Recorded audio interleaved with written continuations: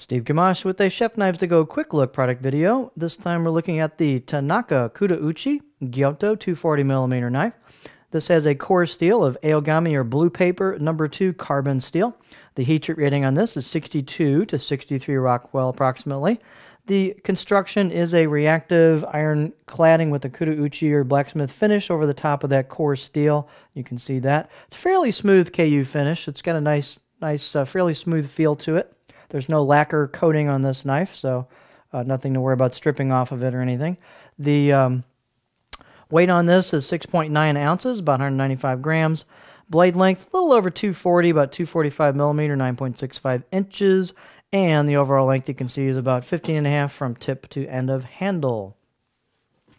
The spine at the base isn't super thick on this one. It's 2.9, right around 3.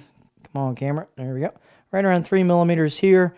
And then tapers a little bit, and then kind of holds that most of the way, tapers a little bit more, it holds that most of the way through the blade, and doesn't really taper out and get thin until you hit the grind about right here, which is typical of a lot of these knives.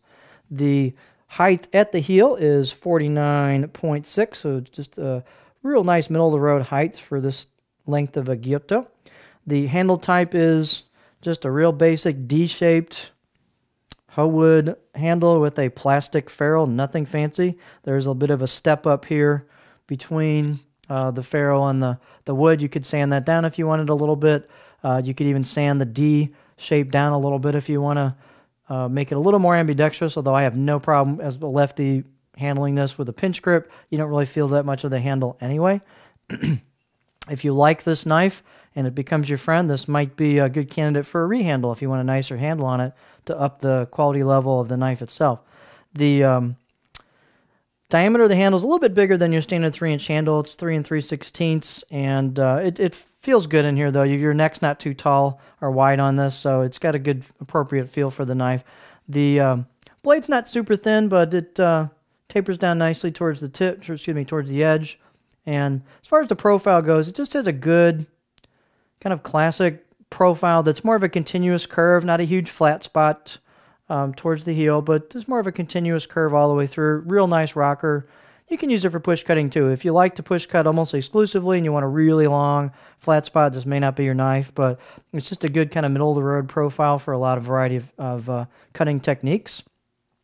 Out-of-the-box edge on this is so-so. Most of these aren't real great, but the good thing is this blue number 2 sharpens up really well. I sharpened this thing in, maybe 5-6 minutes on a couple of stones, and it sharpened up really nice. So these are really good candidates for a relatively inexpensive carbon steel knife if you want to get a feel for what they're all about, maintaining them, taking care of them, and also sharpening.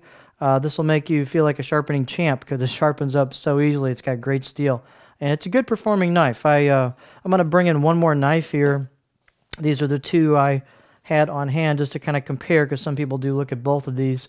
But this is the Yamashin 240, and you can see the blade shape's quite a bit different. So the Yamashin's much flatter, and it's got, whereas on the Tanaka, the grind, the edge comes up towards the tip, and you kind of hold the spine longer, more of a classic profile. The Yamashin's almost a little bit of a kind of a Funayuki style profile where the spine comes down more towards the tip, and the cutting edge kind of maintains that flatness quite a bit more throughout the length. So a bit more of a pointy tip. So quite a bit different style on the shape of the knife. So the Yamashin, they're a little different style. Actually, for me, just for general purpose use, I kind of like the feel of the Tanaka a little bit better myself between these two, but they're both really, really cool knives.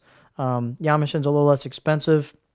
The Tanaka did have a really nice feel to it, nice grinds, good performing knife. So we'll bring that back out of the picture here. So if you're looking for a good all-around 240, all carbon, just good general purpose Gyuto, especially if you want to learn sharpening and just what carbon's all about, this might be a really nice candidate for you, and it's no slouch either on product. So this is Tanaka Kurouchi Gyuto 240mm.